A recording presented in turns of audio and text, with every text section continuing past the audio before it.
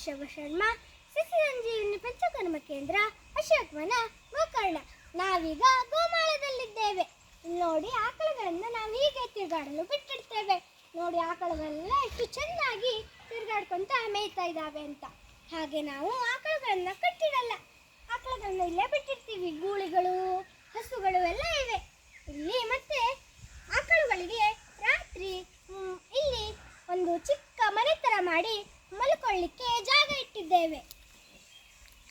Pass ಮಾಡಿ ನೋಡಿ, ಆಕಳುಗಳು ಇಲ್ಲಿ ಆರಾಮಾಗಿ ಮಲ್ಕೊಳ್ಬಹುದು, ಎಲ್ಲ ಮಾಡ್ಬೋದು, ಓಡಾಡಬಹುದು.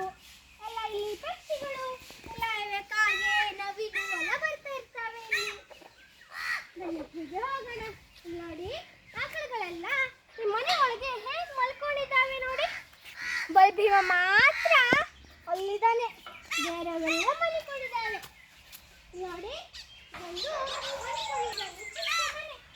ನೋಡಿ, ಬಾಗಿಲು ತೆಕ್ಕೊಂಡಿದ್ರು ಕೂಡ ಆರಾಮಾಗಿ ಮಲ್ಕೊಂಡಿದ್ದಾರೆ. ಅವರು ಮನೆ ಕಳ್ಬೋದು, ಆಮೇಲೆ ಮತ್ತೆ ಹೋಗ್ಬೋದು. ಅವರೆಲ್ಲ ಈಗ ಆಟ ಆಡಿ ಸುಸ್ತಾಯ್ತು ಅನ್ಸುತ್ತೆ, ಅದಕ್ಕೆ ಆರಾಮಾಗಿ ಮಲ್ಕೊಂಡಿದ್ದಾರೆ.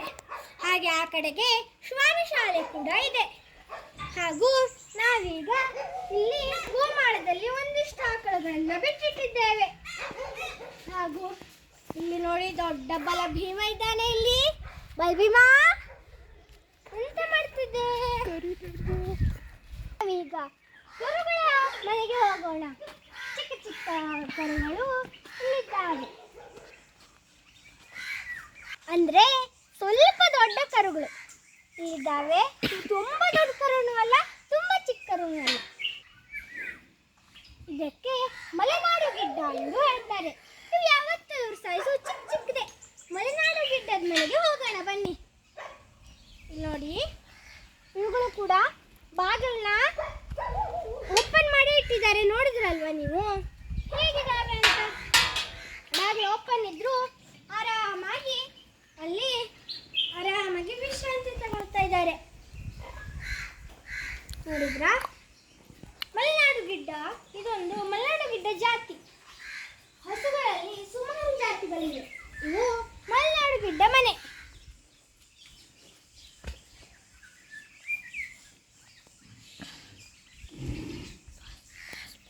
ನಾವೀಗ ಚಿಕ್ಕ ಚಿಕ್ಕ ಕರುಗಳ ಹತ್ರ ಹೋಗೋಣ ಬನ್ನಿ.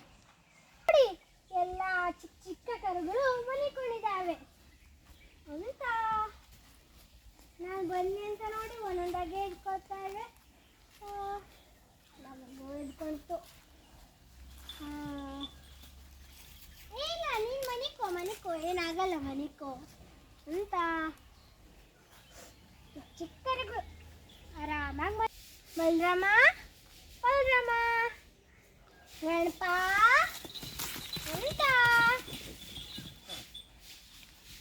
ಶುಕ್ರಿ ಇವೆಲ್ಲ ಅವರೆಲ್ಲ ಆಟ ಆಡ್ಕೊಂತಿದ್ದಾರೆ. ಕುಂಭಭದ್ರ, ಮೇಘ ಪಾಸ್ ಮಾಡಿದ್ದಾರೆ. ನೋಡಿ, ಶಾರದಾ, ಶ್ರಾವಣಿ, ಮನಿಕೋ ಶ್ರಾವಣಿ ಎಂತ ಮಗ, ಆರಾಮಾಗಿ ಮನಿಕೊಂಡಿದ್ಯಾ? ಮನಿಕೋ.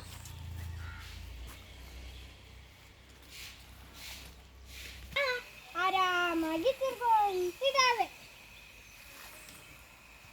ನೋಡಿ.